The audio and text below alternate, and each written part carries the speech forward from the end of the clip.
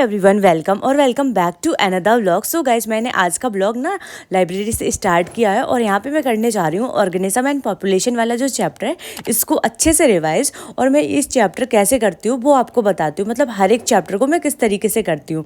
मैं ना सामने टाइमर लगा लेती हूँ। फॉर एग्जाम्पल यहाँ पे मैंने 30 मिनट का टाइमर लगाया है, उसमें मैंने 10 मिनट दिया है कि मुझे 10 मिनट में एक पेज किसी भी तरीके से कंप्लीट करना है।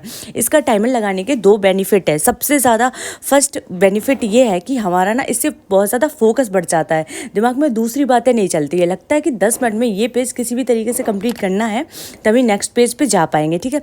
और दूसरा ये है कि हमें ना वो प्रेशर मिल जाता है, तो उसमें ऐसा लगता है अगर ये 10 मिनट में पेज कंप्लीट नहीं किया तो नेक्स्ट वाला जो पेज है उसमें बहुत ज़्यादा टाइम लग जाएगा, ठीक है।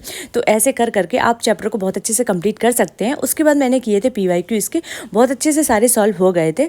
और जो मेरे मिस्टेक मैंने की थी उसे मैंने एक पेपर में लिख लिया था, सो दैट जब भी मैं दोबारा करूँ उसे अच्छे से कर सकूँ सॉल्व, ठीक है। चलो अब मैं आपको टेस्ट सीरीज़ के बारे में बताने वाली हूँ। ये जो टेस्ट सीरीज़ है वो मैंने मंगाई है PW से। इसमें ओवरऑल 14 टेस्ट आपको मिलेंगे, ठीक है। सो चलो अब इसे अनबॉक्स करते हैं, फिर उसके बाद अच्छे से आपको इसकी डिटेल बता देते हैं, सो दैट आपके लिए बहुत ज़्यादा हेल्पफुल हो। लास्ट टाइम पे ना टेस्ट देना बहुत ही ज़्यादा ज़रूरी है। अगर हम लोग टेस्ट नहीं देंगे तो हम अपने बिग टॉपिक को समझेंगे कैसे और अपनी प्रैक्टिस कैसे करेंगे, ठीक है। सो जब मैंने इसे ओपन किया ना तो यहाँ पे हमें इसका सॉल्यूशन मिला, जो कि आप लोग देख सकते हो कि अपडेटेड है as per latest NEET exam पे। और यहाँ पे ना बहुत सारी OMR सीट मिल गई है, मतलब इसमें ओवरऑल 14 टेस्ट है। सो मैं एक एक करके आपको सारा टेस्ट अच्छे से दिखा देती हूँ, सो दैट आपके लिए बहुत ज़्यादा हेल्पफुल हो। हमें मिलते हैं 14 टेस्ट पेपर, जिसमें से 10 तो फुल सिलेबस टेस्ट है एंड 4 पार्ट टेस्ट है। 4 पार्ट टेस्ट देने के बाद आप पूरे के पूरे फुल सिलेबस टेस्ट पे जा सकते हो, क्योंकि अगर आप लोग एक साथ फुल सिलेबस टेस्ट देखेंगे तो आप लोग घबरा जाएंगे। तो सबसे पहले हमें ज़रूरत है कि पार्ट टेस्ट का जो सिलेबस है उसे अच्छे से कंप्लीट कर लो। और यहाँ पे आप लोग देख सकते हो ये ना पूरा की तरह सील पैक है, जैसे आप लोग को नीट में जो पेपर मिलता है ना उसी तरीके से, सो दैट आपको एकदम एग्ज़ाम वाली फीलिंग आए, ठीक है। और साथ ही के साथ यहाँ पे OMR मिल जाती है, जिससे क्या हो कि आप लोग पेपर इसमें अच्छे तरीके से दे सकते हो, वो भी घर बैठे बैठे। आपको कहीं भी जाने की ज़रूरत नहीं है और आपको एकदम लगेगा भी कि नीट का एग्जाम दे रहे हैं। साथ ही के साथ ये ना अपडेटेड है as per latest NEET pattern पे, जिसमें 180 क्वेश्चन मिलेंगे, 14 टेक्स्ट बुक लेट हैं, 14 OMR सीटें हैं। साथ ही के साथ ना इसमें सॉल्यूशन दे रखा है, वो भी NCERT के रिगार्डिंग। तो आपकी NCERT है ना बहुत ज़्यादा अच्छे से क्लियर हो जाए जब आप इसे बुकलेट को ओपन करेंगे। यहाँ पे आप लोग देख सकते हो बहुत अच्छे से दिखाया गया है कि फिजिक्स का, केमिस्ट्री का किस तरीके से जो पोर्शन आता है हमारा, उसी तरीके से हमारे जो क्वेश्चंस हैं वो बनाए गए हैं, जिससे क्या हो कि आप अच्छे से उन क्वेश्चंस को अटेम्प्ट करें और अपने वीक टॉपिक को स्ट्रॉन्ग टॉपिक में कन्वर्ट कर लें। और साथ ही के साथ यहाँ पे ना चैप्टर वाइज डिस्ट्रीब्यूशन भी किया गया, सो दैट आपका ना अच्छे से पता रहे ये वाला मेरा वीक चैप्टर है और ये स्ट्रॉन्ग है, तो वीक जो वाला होगा वो आप स्ट्रॉन्ग में अच्छे से कन्वर्ट कर सकते हैं। और यहाँ पे आप लोग देख सकते हो ये ना पूरा अच्छे से आंसर की दे रखी है डायरेक्टली। और फिर उसके बाद यहाँ पे मिल जाते हैं आपको सॉल्यूशन, जिसमें ना ये सॉल्यूशन है ना वो आपको NCERT के बेस्ड मिल जाएंगे। साथ ही ना आपको ना कहीं भी सॉल्यूशन देखने की भी ज़रूरत नहीं है, आपका टाइम भी बहुत अच्छे से बच जाएगा, ठीक है। और ये जो टेस्ट सीरीज़ है ना वो आपको Amazon, फ्लिपकार्ट सब पे मिल जाएगी। लेकिन अगर आप लोग PW स्टोर से परचेज करते हो तो आप लोग मेरा कूपन कोड यूज़ कर सकते हो DE150, तो आपको ना इंस्टेंट डिस्काउंट मिल जाएगा।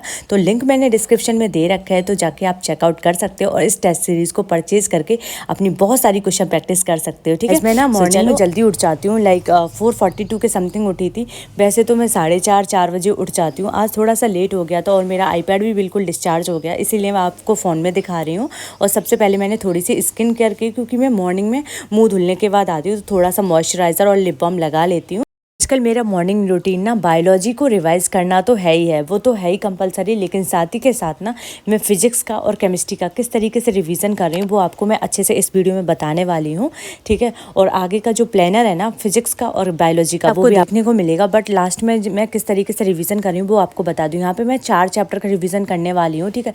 जितनी देर में भी हो पाएगा वो हो जाएगा, ठीक है। यहाँ पर आप लोग देख सकते हो मैंने लिख रखा है लास्ट स्लीप, यहाँ पे ray optics, wave optics, semiconductor and modern physics. इसमें मैंने जितने भी इंपॉर्टेंट फार्मूले हैं, जितने भी क्वेश्चंस है PYQ वगैरह, वो मैंने अच्छे से लिख रखे हैं, सो दैट कि मैं क्या करूँगी अब सिर्फ इन्हीं को लास्ट में रिवाइज़ करूँगी, क्योंकि लास्ट में हम सारे के सारे नोट्स को भी रिवाइज़ करने बैठते हैं ना तो उसमें भी बहुत ज़्यादा टाइम लग जाता है। तो इसमें 6-7 पेज है एक एक चैप्टर में, और किसी में सिर्फ 4 से 5 पेज हैं, ठीक है। तो इससे क्या होगा कि मैं एक साथ सारे चैप्टर को बहुत अच्छे से रिवाइज़ भी कर लूँगी। एक तरीके से ये शॉर्ट नोट्स हैं विथ PYQ, तो इससे अच्छा हो ही क्या सकता है। अगर आप लोगों को भी इस तरीके का रेफरेंस से जानना है तो आप लोग मेरा टेलीग्राम चैनल ज्वाइन कीजिएगा, ठीक है। और साथ में करूँगी मैं आज ये एनिमल टिश्यू वाला जो चैप्टर है ये, इसमें फ्रॉग, कॉकरोच, ये सारे चैप्टर को अच्छे से कंप्लीट कर लूँगी, क्योंकि मुझे फ्रॉग तो इतना बेकार लगता है और साथ में कॉकरोच भी, पता नहीं ये चैप्टर एनसीईआरटी में क्यों ही रखे हैं, बट ये एनिमल टिश्यू तो मेरे को बहुत अच्छा लगता है। न्यू वाली एनसीईआरटी में ये वाला चैप्टर है नहीं, तो प्लीज़ आप लोग ये पुरानी वाली एनसीईआरटी से ज़रूर पढ़ लेना, ठीक है, क्योंकि ये वाला चैप्टर हमारे नीड से हटा नहीं है, ठीक है।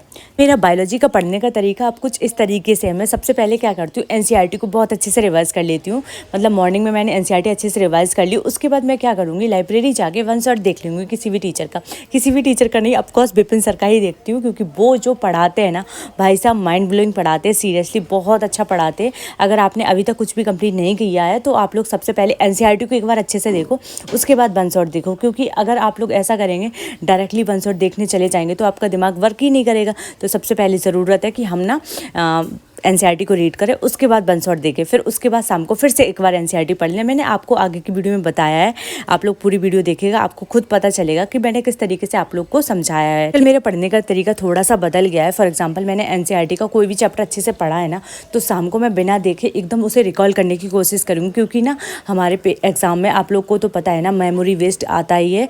अगर हम अच्छे से याद नहीं रखेंगे वो चीज़ों को, तो उसमें हम लोग लिखेंगे कैसे, हम लोग अपने क्वेश्चन को अटैम्प्ट कैसे करेंगे। तो ऐसा नहीं है कि आप लोग सिर्फ कह लो कि पढ़ लिया, नहीं, हमें एकदम रिकॉल करना है। एक्टिव रिकॉलिंग बहुत ही ज़्यादा ज़रूरी, बहुत ज़्यादा ज्ञान दे दिया है। चलो मैं आपको फिजिक्स का प्लानर बता देती हूँ। यहाँ पे मैंने ना पहले सोच रखा था कि रहने देते हैं, कि वीडियो नहीं बनाते, बट आप लोगों ने इतने ज़्यादा कमेंट किए कि फिजिक्स प्लानर बना दो, और मेरे मन में ये रहता है कि मैंने बनाया नहीं, तो मैं एक बार आपको अच्छे से समझा देती हूँ मैंने किस तरीके से मतलब रिवाइज़ करने का सोचा है, ठीक है। मैंने ना अच्छे से कंप्लीट तो कर लिया, आपको तो पता ही है मेरा पूरा फिजिक्स का सिलेबस और केमिस्ट्री का हो चुका है, एंड बायोलॉजी का भी।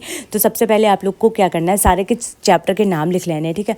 फॉर एग्जाम्पल, आप लोग को ना 27 को, ये वीडियो मेरी देख रहे हो तो 27 को आप वन शॉट देखोगे अच्छे से, उसके बाद नोट्स बनाओगे, पीवाईक्यू करोगे, एक्सरसाइज फर्स्ट करोगे। आप ये एक साथ तो कर नहीं सकते, तो आपको क्या करना है, वन शॉट अच्छे से देखना है और उसी के नोट्स बना लेने हैं। अगर आप लोग नोट्स नहीं बना सकते तो आप उनका हैंड आउट निकलवा लेना अच्छे से, और उन्हीं को बार बार रिवाइज करना, ठीक है।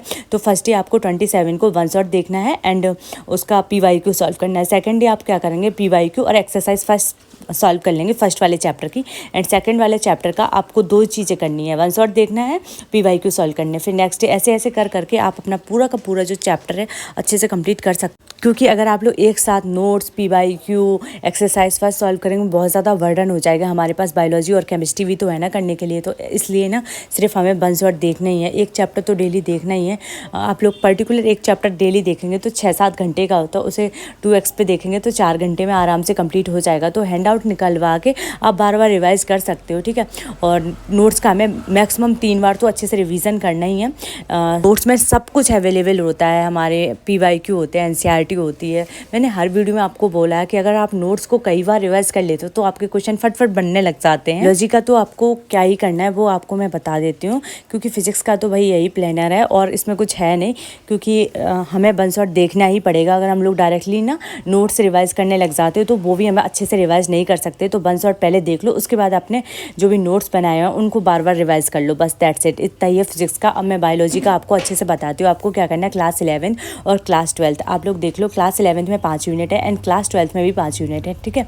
तो मैं एक यूनिट करके आपको समझाती हूँ। आपको क्या करना है, यूनिट फर्स्ट है ना, यूनिट फर्स्ट आपने ली। यहाँ पे आप लोग living world, biological classification, plant kingdom और एनिमल किंगडम। सबसे पहले आपने क्या किया कि 2 चैप्टर का बना लिया कि 2 चैप्टर मेरे को एक दिन में कंप्लीट करना है, क्योंकि अब टाइम कम है तो 2 चैप्टर ईजिली कंप्लीट कर सकते हैं। तो सबसे पहले आप लोग एनसीईआरटी देखो, एनसीईआरटी अच्छे से देख लो। ज़्यादा अच्छे से नहीं देख पा रहे हो तो बस रेफरेंस के लिए पढ़ लो, सो दैट जब आप वन शॉट देखो ना तो बहुत अच्छे से कंप्लीट कर लो। फिर उसके बाद एनसीईआरटी को शाम को 1-2 घंटे में अच्छे से रिवाइज कर लो, क्योंकि अब अगर आपने एक बार एनसीईआरटी मॉर्निंग में पढ़ ली, फिर वन शॉट देख लिया, फिर एनसीईआरटी कर ली, तो आपका जो चैप्टर बहुत अच्छे से कंप्लीट हो जाएगा। और ये जब चैप्टर अच्छे से कंप्लीट हो जाएगा ना आपका 28 तारीख को, मतलब 28 तारीख को पूरी की पूरी यूनिट कंप्लीट हो जाएगी, तो आप एक यूवीटीएस दे सकते हैं जिसमें 200 क्वेश्चन होंगे, ठीक है। तो टेलीग्राम चैनल पर मैंने डाल रखे यूवीटीएस, तो आप लोग ज्वाइन कर लो, जिससे आपकी क्वेश्चन प्रैक्टिस बहुत अच्छी हो जाए। अगर आप लोग 5 यूनिट को अच्छे से कंप्लीट कर लोगे तो अप्रॉक्सीमेटली नहीं, पूरे के पूरे 1000 क्वेश्चन को सॉल्व कर लोगे। उन्हीं क्वेश्चन को बार बार रिवाइज करोगे ना तो वो आपके दिमाग में एकदम छप जाएंगे और आपको ना बर्डन भी नहीं लगेगा याद करने में, ठीक है। तो आप लोग ऐसे करके कंप्लीट कर सकते हो। अगर 2 चैप्टर आप लोग डेली करोगे तो 10 दिन में आपका पूरा का पूरा बायोलॉजी का सिलेबस अच्छे से कंप्लीट हो जाएगा। मिलते हैं नेक्स्ट वीडियो में। Okay bye, take care.